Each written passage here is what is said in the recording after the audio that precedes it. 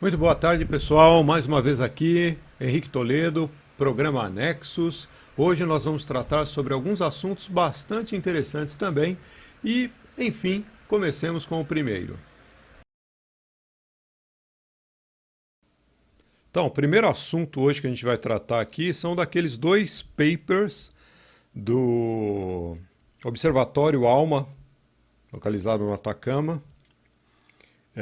Enfim, esses documentos saíram em dezembro de 2015, após a segunda observação que foi feita desse novo corpo estelar, que, segundo os pesquisadores, os astrônomos desse radiotelescópio, é um conjunto de, me parece, 60 ou 65 antenas, que se comportam como se fosse um único receptor. É como se nós espalhássemos forma uma grande antena parabólica por meio de várias unidades que recebem sinais desses corpos celestes que, enfim, emitem radiações. Aqui eles trabalham em gigahertz, tá bem?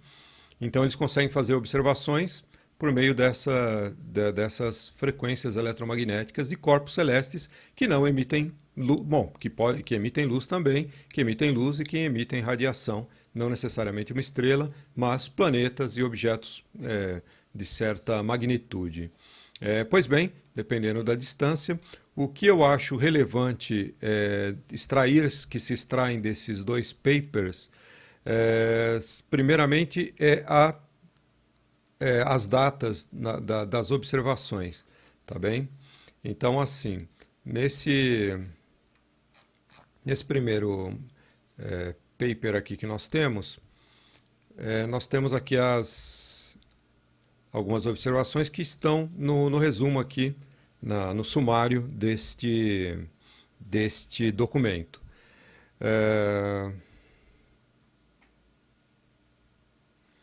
Nós detectamos previamente um objeto desconhecido no nosso sistema solar e, baseados nas análises de movimentação, nós encontramos que o corpo afeta gravitacionalmente o nosso sistema, enfim, o sistema solar, corpos no sistema solar. Ele está localizado atualmente de 12 a 25 unidades astronômicas e tem o tamanho de 220 a 880 quilômetros, isso provavelmente se referindo ao diâmetro, tá bem? Em alguns pontos aqui mais para frente, ele faz determinação de velocidades, tá bom? Que começa com 8 quilômetros por segundo, tá bem? E que pode atingir aí aos 40 quilômetros por segundo, tá bem? Não estamos falando em quilômetros por hora, estamos falando em quilômetros por segundo. Ele anda 40 quilômetros em um segundo, tá bem? Então aqui eles estabelecem esse gráfico justamente porque o ALMA ele não consegue detectar distância do objeto. Então eles têm que fazer interpolações, nesse caso logarítmica, aqui num gráfico logarítmico, para, segundo, eles podem fazer os cálculos destas velocidades segundo as observações. Então, como eles fizeram duas observações, extraiu-se o seguinte gráfico aqui. Eu vou mostrar para vocês em seguida as observações do planeta. Perdão, deixa eu abrir novamente.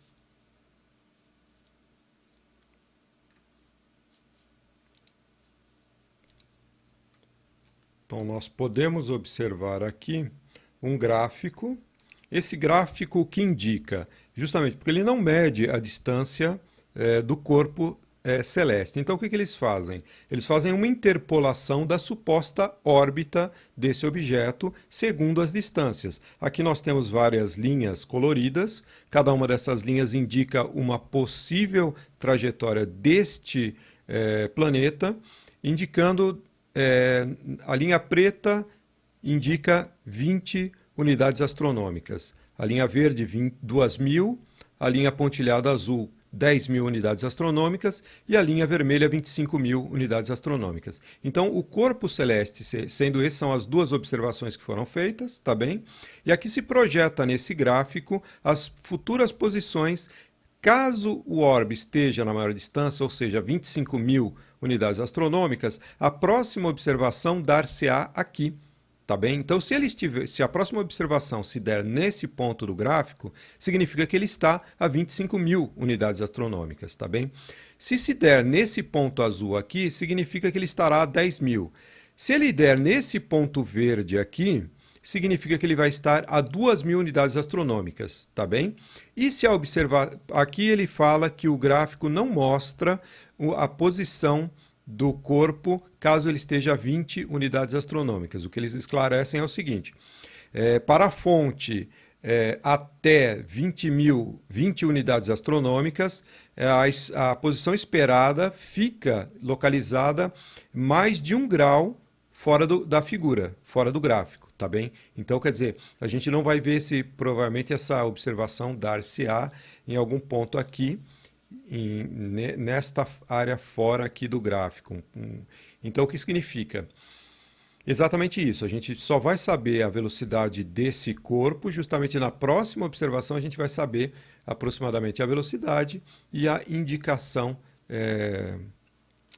de distância dele, tá bem? A gente precisa de os astrônomos precisam de 3 pontos para fazer um cálculo da parábola que esse orbe descreve no espaço, tá bem? Então, assim, baseado nessas primeiras observações, eu fiz alguns cálculos aqui que eu vou passar para vocês. Então, vamos lá. Supondo que o objeto esteja... Deixa eu pegar os cálculos aqui, mais uma pausa. Bem, então, o que eu fiz? Eu fiz o seguinte, eu identifiquei que, por exemplo, se ele estiver a 20 unidades astronômicas, isso é a expectativa aqui de 20 unidades astronômicas, tá bem? Eles afirmam que estaria entre 12 e 20 unidades astronômicas, porque eles acreditam que o corpo fácil está aqui, entre 12 e 25 unidades astronômicas, porque eles acreditam que esse corpo pertenceria ao nosso sistema solar, tá bem? Aqui estão várias observações nesse sentido, tá? Que vocês podem fazer uma leitura prévia, né? Para identificar, tá bem completo aqui o paper, bem decente, aqui as conclusões, que eles dão mais algumas conclusões sobre esse dimensionamento, distância, enfim, e por que entendem que seria pertencente ao nosso próprio sistema solar. Enfim, vamos lá. a 20 mil unidades astronômicas. Calculando a velocidade de 8 quilômetros por segundo, nós teríamos o seguinte, na velocidade de 8 quilômetros por segundo. Só mais um momento. Ok, então vamos lá, acompanha comigo aqui. Eu fiz uns pequenos cálculos e a gente vai simplesmente fazer algumas especulações aqui, nada certo, enfim, apenas para passar o tempo. Vejamos. Supondo que o objeto esteja a 20 unidades astronômicas, nós teríamos aproximadamente 3 bilhões de quilômetros de distância. Ele estaria a 3 bilhões de quilômetros. Se ele estiver na velocidade de 20 metros por segundo, dentro daquela tabela que nós observamos, vejamos aqui a tabela de velocidades, a gente tem até 40 quilômetros por segundo. A gente está considerando a média de 8, a gente vai usar a velocidade de 8 metros por segundo, até 20 metros por segundo, tá bem, aqui onde a curva logarítmica vai para o espaço, né? Então vamos supor que ele esteja dentro dessa faixa aqui. Evidentemente pode ser com outras observações se podem ir determinando com maior precisão esta velocidade. Então vamos lá. Alô, teste. Alô. Bom, então pode-se determinar com maior precisão esta velocidade aí. Vamos lá. Então, supondo que nós tenhamos aqui a distância de 20 unidades astronômicas, 3 bilhões de quilômetros, tratamos a velocidade de 20 metros por segundo, que daria 72 mil quilômetros por hora. Tá? Então, essa seria a velocidade dele. E aqui nós temos assim...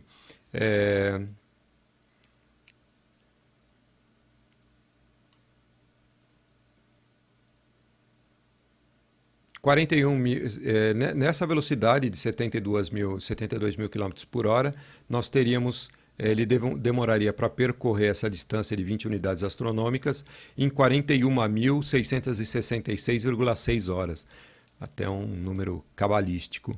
E aqui nós temos que isso corresponde a 1.736 dias, ou seja, 4,756 anos, ou seja, aproximadamente 5 anos. Nessa primeira estimativa, que ele esteja a 20 unidades astronômicas, tá bem? Aqui eu calculei agora que se ele estivesse aqui a velocidade a gente usou de 20 metros por segundo, aqui a gente vai usar de 8 metros por segundo e é uma distância menor.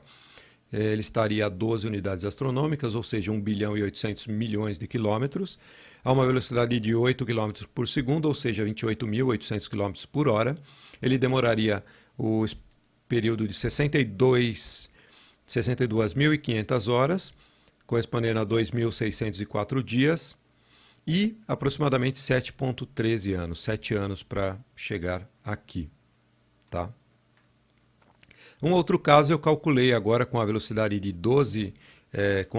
20 km por segundo e a distância de 12 unidades. Então essa seria a menor distância possível e essa seria uma velocidade intermediária. Ele levaria, seriam 25 mil horas, duração de uma lâmpada de LED. E aí seriam 1.041 dias, ou seja, 2,8 anos, aproximadamente 3 anos. Se a gente considerar que o objeto foi avistado em 2014, nós já estamos no tempo extra. Tá bem? Bom, enfim, tudo isso são especulações. Infelizmente a gente não tem mais dados para poder fazer uma análise mais precisa, nem mesmo os pesquisadores têm esses dados. Enfim, os pesquisadores do ALMA, que por algum motivo conseguiram fazer essas duas observações e o paper saiu antes que a Cabal pudesse pôr a mão neles. E agora é bom a gente acompanhar o que está acontecendo com o ALMA, com os pesquisadores, com esses cientistas, para ver o que nos reserva aí. Enfim, então a gente enfim, é preciso realmente ver como é que esse objeto vai se comportar nos próximos meses, anos, enfim, seria bom a gente ter alguma referência maior. Mas enfim, então a gente fica com essa janela de 2 a 7 anos, já passados 2 anos, a gente tem aí 14, 15, 16, né? tem praticamente 2 anos passados aí.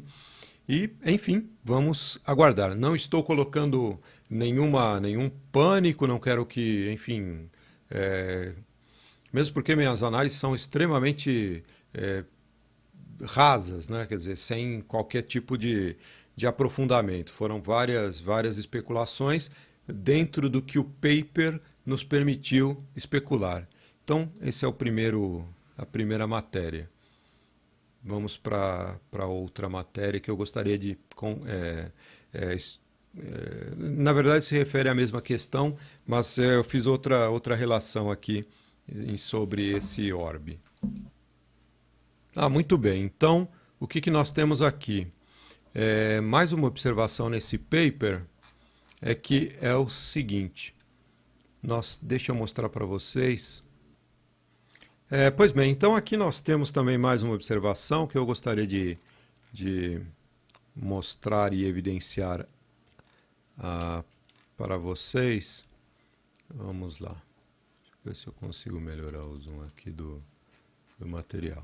Pois bem, o que nós podemos notar aqui nas duas observações, uma delas feita em 7 de julho de 2014 e a outra em 2 de maio de 2015, tá bem? Essas daqui são as estrelas Alpha Centauro, A e B, e aqui as mesmas estrelas Alpha Centauro A e B. Há uma pequena modificação aqui no ângulo de observação, mas nada que afete. O que nós podemos observar aqui é justamente esse orbe, esse planeta, esse planeta que foi detectado aqui. Nas duas posições, evidentemente, há essa movimentação aqui. E o que eu fiz relativo a isso foi identificar que essa observação foi feita na direção de Alpha Centauro, perfeito? E nós temos em 1983, nós temos a observação do IRAS, telescópio IRAS. Facilmente vocês podem pesquisar aqui. E aqui no Washington Post saiu essa matéria e Possible as large as Jupiter. Na época não tinha internet, obviamente. O que nós temos aqui é uma cópia do artigo, mas você encontra, se você quiser, você vai encontrar uma cópia do jornal. Aqui, perfeito, tá vendo? Isso aqui são os recortes, justamente, saíram duas matérias e tá aqui o artigo da época que retrata essa descoberta, tá? Então o IRAS é um telescópio infravermelho, possivelmente colocado lá justamente para fazer estas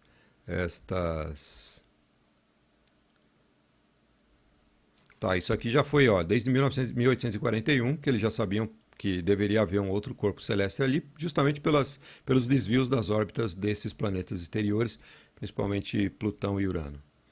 Enfim. Aqui se relata que ele foi descoberto na direção de Orion, tá bem? Então vamos lá. O que eu fiz aqui foi o seguinte: esse programa é o Stellarium, e você pode colocar aqui a pesquisa de, por exemplo, vamos lá, Alpha Centauri, onde foi descoberto onde foi reencontrado esse planeta mais bem. Vamos lá, Alpha Centauri. Então o que eu fiz? Eu peguei essa estrela aqui, que é a Rigel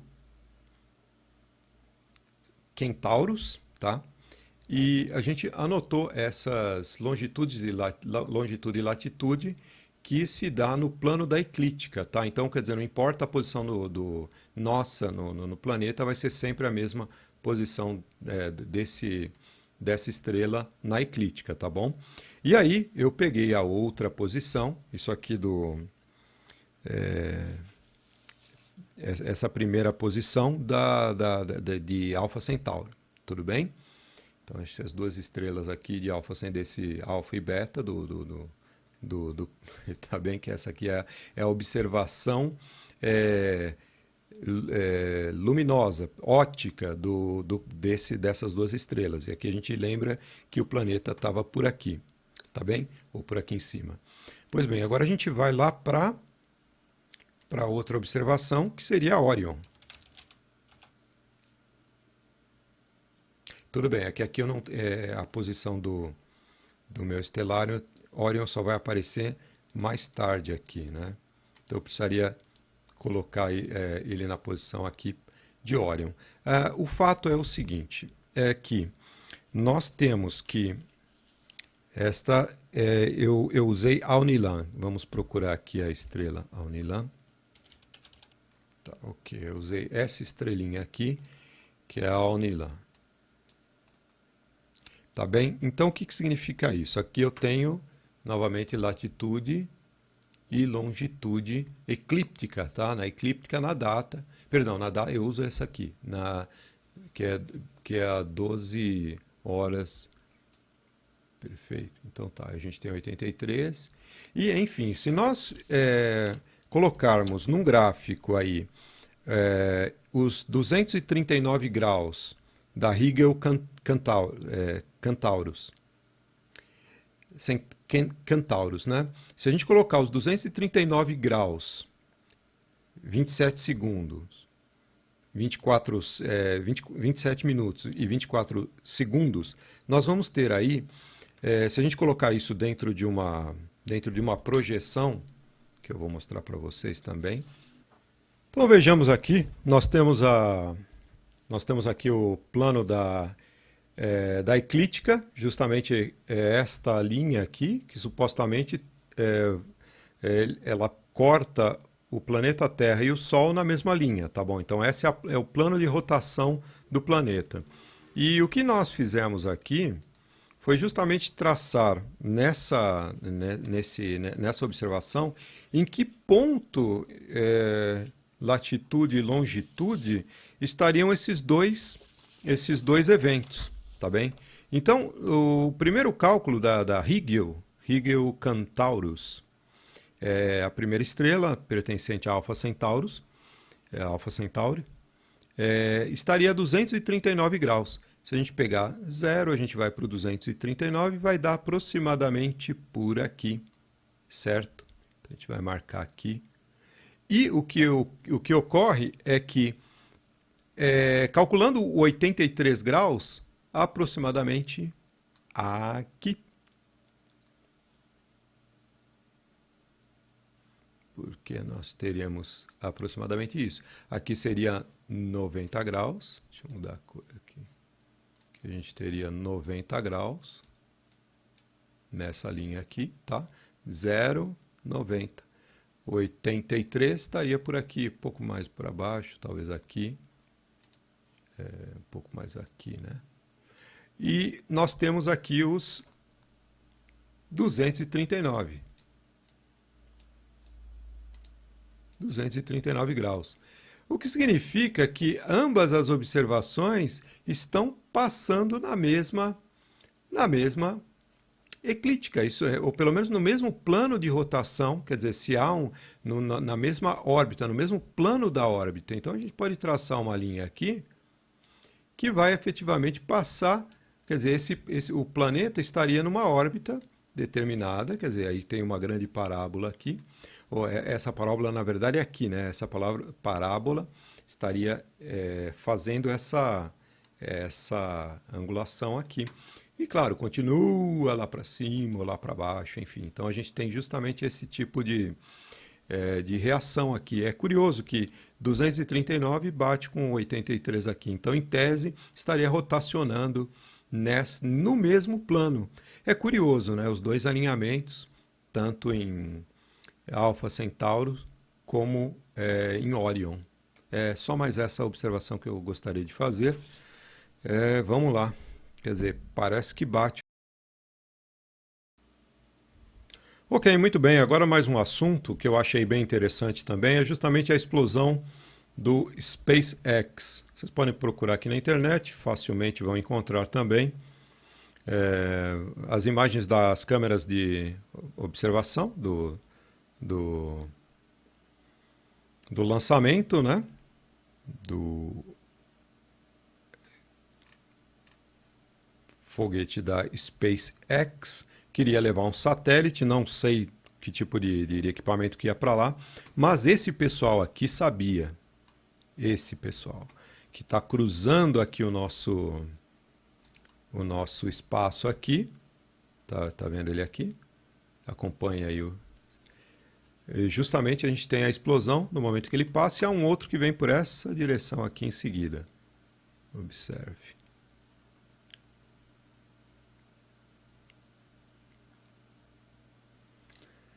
Enfim, aí vocês podem ver com calma. O que eu quero comentar, na verdade, é justamente o fato de que nenhum programa espacial vai ser concluído ou vai chegar ao espaço, nenhum programa espacial privado vai chegar ao espaço se não estiver em consonância com a Cabal, tá bem? Então, esses objetos aqui são nossa tecnologia, tá bem? Isso aqui é capaz efetivamente de utilizar algum tipo de arma e provavelmente escalar. E nós temos aqui uma concentração de energia e a explosão, aqui alguns detalhes. Enfim, o fato é o seguinte, o fato é que, de alguma forma, eles não querem que sejam colocadas no espaço tecnologias capazes de observar o próprio programa secreto, ou expor o próprio programa secreto americano, ou ir contra os interesses. Isso é, eles não querem que outros grupos, a nossa sociedade de pessoas, de empreendedores, não? Enfim, porém, estamos sendo realmente mantidos aqui na superfície e não querem que a gente saia e que observe que há outras realidades ali fora e que estão sendo ocultadas por esses criminosos das sociedades secretas que eu tanto critico e que recomendo que a gente comece a sair dessa matrix, porque isso, de qualquer forma, acaba criando um planeta prisão. Quer dizer, a gente está num planeta prisão e só um grupo, o grupo de controle, tem acesso a essas tecnologias e, claro, os seus sectários que efetivamente fazem parte dessa estrutura de poder e que nos mantém nessa situação. Pois bem,